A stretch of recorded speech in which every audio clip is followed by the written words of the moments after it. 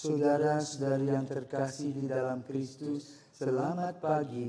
Salam jumpa lagi dalam Sabda Siap Saji, Minggu 19 Maret 2023, hari Minggu pekan keempat Prapaskah. Marilah kita berdoa karena Bapa, Putra, dan Roh Kudus. Amin. Allah yang Maha Kuasa, dengan pengantaran sabdamu, Engkau telah memulihkan hubungan damai dengan umat manusia secara mengagumkan.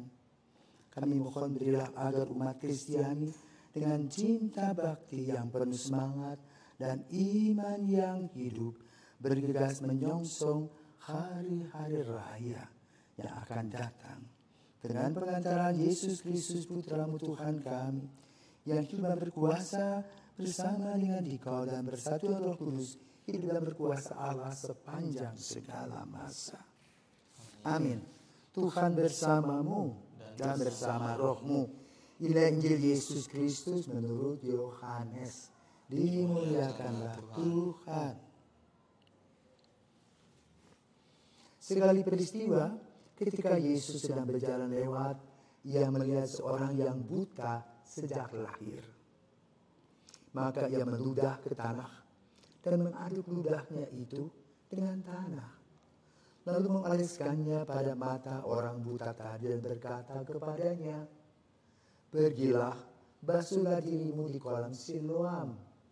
Siloam artinya yang diutus. Maka pergilah orang itu, ia membasuh dirinya, lalu kembali dengan matanya sudah melek.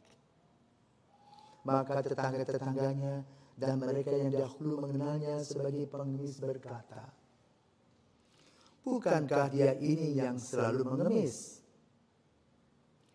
Ada yang berkata, "Benar, dialah ini." Ada pula yang berkata, "Bukan, tetapi ia serupa dengan dia." Orang itu sendiri berkata, "Benar, akulah dia." Lalu mereka membawa orang yang tadinya buta itu kepada orang-orang Farisi. Adapun hari waktu Yesus mengaduk tanah dan memelekkan mata orang itu adalah hari Sabat.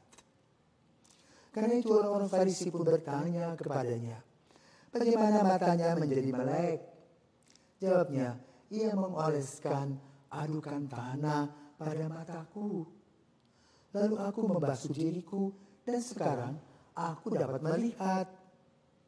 Maka kata sebagian orang Farisi itu, "Orang ini tidak datang dari Allah, sebab ia tidak memelihara hari Sabat." Sebagian pula berkata, "Bagaimanakah seorang berdosa dapat membuat mujizat yang demikian?" Maka timbullah pertentangan di antara mereka. Lalu kata mereka pula kepada orang yang tadinya buta itu, "Dan engkau, karena ia telah memelekkan matamu, apakah katamu tentang dia?" Jawabnya, "Ia seorang nabi." Tetapi orang Farisi menegur dia, "Engkau ini lahir sama sekali dalam dosa, dan engkau hendak mengajar kami." Lalu mereka mengusir dia keluar. Yesus mendengar bahwa orang itu telah diusir oleh orang-orang Farisi. Maka ketika bertemu dengan dia, Yesus berkata, "Percayakah engkau kepada Anak Manusia?" Jawabnya, "Siapakah dia, Tuhan? Supaya aku percaya kepadanya." Kata Yesus kepadanya, "Engkau bukan saja melihat dia. Dia yang sedang berbicara dengan engkau, dialah itu." Kata orang itu, "Aku percaya Tuhan." Lalu ia sujud menyembah Yesus. Demikianlah sabda Tuhan. Terpujilah Kristus. Romo, tadi kan saya dengar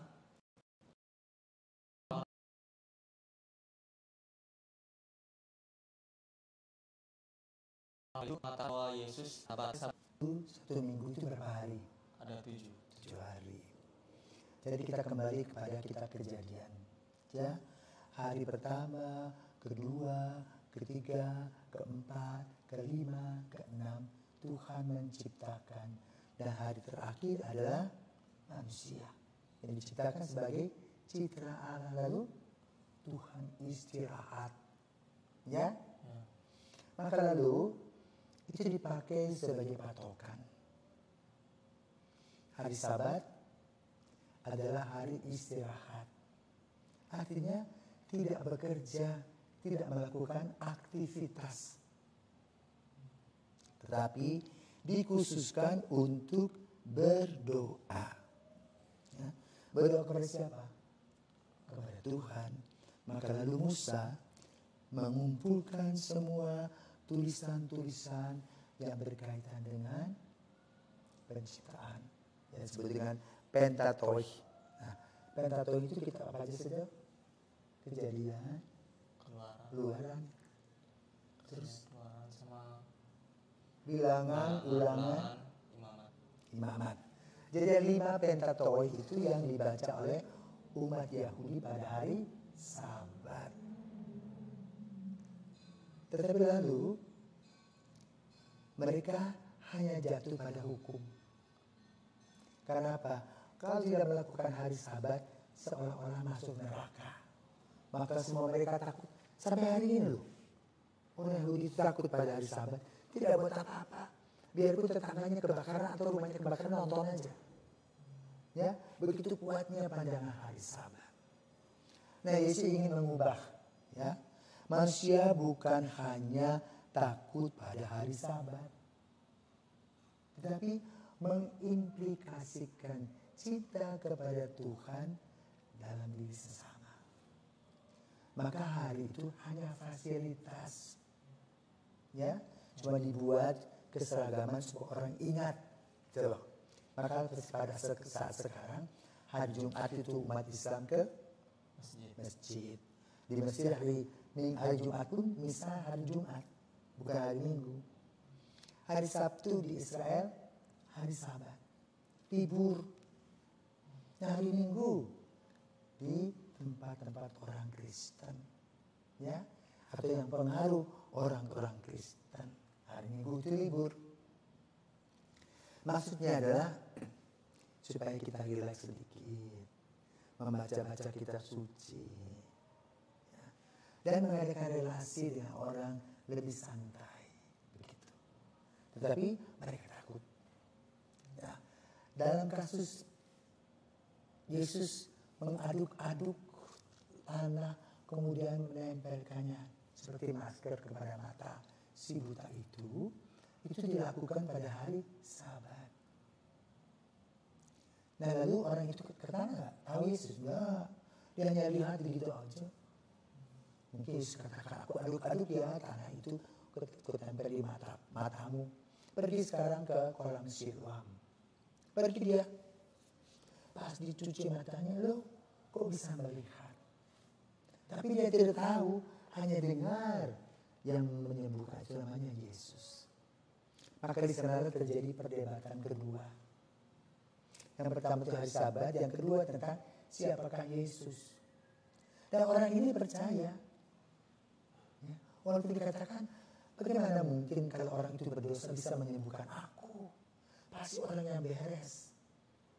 Dan ternyata Yesus bertemu kembali dengan orang yang bersangkutan dan mengatakan tentang percayakah engkau kepada anak manusia. Nah, apa sih sebetulnya yang terjadi dalam diri dia, si buta itu? Maka kita sekarang bisa memperhatikan secara medis, ya. Ada 5 kondisi yang menyebabkan orang buta, orang menjadi buta. Satu, katarak. Katarak adalah lembaran tipis yang menyelimuti mata kita karena apa? Karena matahari, karena asap, karena air garam atau apa yang kemudian memicu terjadinya kebutaan. Ada stadiumnya. Ya. Yang kedua, glaukoma. Glaukoma adalah penyakit mata, saraf mata yang mengalami kerusakan akibat peningkatan tekanan dalam bola mata. Mungkin karena gula-gulanya tinggi. Ketiga, adalah retinopati diabetik. Penyakit ini ya, tak terkontrol terjadi karena kadar gula darah yang terlalu tinggi. Jadi retinanya putus. Lalu keratitis, peradangan pada kornea mata, ya, yang disebabkan oleh cedera mata. Infeksi bakteri ini ya, menyebabkan penglihatan menjadi kabur. Yang kelima adalah trakoma. Trakoma adalah infeksi bakteri yang bisa menyebabkan kebutaan permanen. Nah, entah apa yang dilakukan oleh Yesus, jenis sakit mata yang mana yang disembuhkan oleh Yesus tidak tahu. Tetapi yang paling penting dan utama adalah Yohanes menceritakan pengalaman Yesus dengan orang buta itu dengan satu inti bahwa Yesus melakukan dan bersabda. Karena inti Yohanes adalah Injil Yohanes adalah logos. Yesus adalah sabda. Jadi dengan bersabda dia bisa berbuat sesuatu. Ya. Karena itu tadi juga kita mendengar bagaimana Yesus menempel dan bersabda, pergi ke kolam Siloam. Yang kedua, dia bertemu dengan Yesus, dengan dia lagi, dengan si buta lagi. Apakah kamu percaya kepada Anak Manusia? Siapa dia? Oh, orang yang ada di depan matamu itulah dia. Kamu percaya enggak? Maka dia berteriak, aku percaya. Jadi logika sabdanya itu dilaksanakan di dalam kehidupan nyata sehari-hari yang membedakan antara kita dengan Tuhan Yesus. Kita tidak mungkin mengatakan, jadi roti, jadi roti, jadi roti. Coba kamu sebutkan 24 jam. Jadi roti, jadi roti, jadi roti. Orang bilang apa? Mengong. Gitu. Kita harus membuatnya, memakai terigu, memasakkan telur, mengaduknya, bla bla bla bla. Jadi roti. Sementara Yesus enggak. Jadi roti jadi. Itu yang membedakan manusia dengan Tuhan. Maka mari dalam masa prapaskah ini kita senantiasa membongkar, ya, menggali setiap kali sabda Yesus yang bermakna bagi kita. Selamat membaca, merenungkannya, dan melaksanakannya di dalam hidup sehingga kita mendapat kesembuhan seperti si orang buta tadi. Buta kita adalah buta rohani, disembuhkan oleh Yesus melalui sabdanya yang luar biasa. Selamat pagi.